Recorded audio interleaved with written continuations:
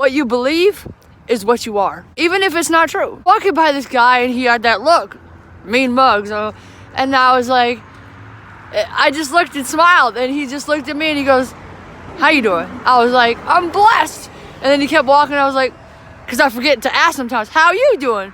And he was like, "Same." I was like, "And you're kind of cute too."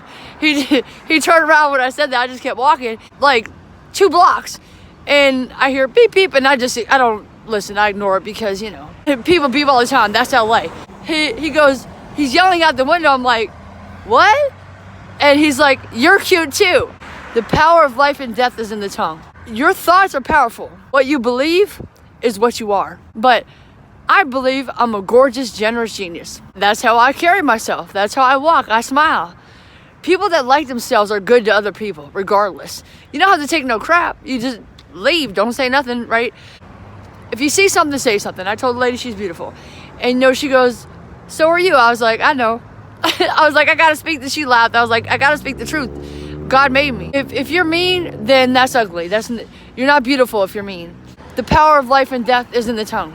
People told me I'm beautiful and cute today, and maybe they didn't really mean it, but it doesn't matter. It doesn't matter if it's true or not.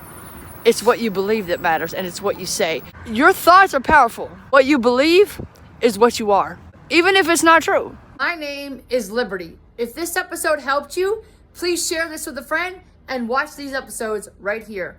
You're worth it.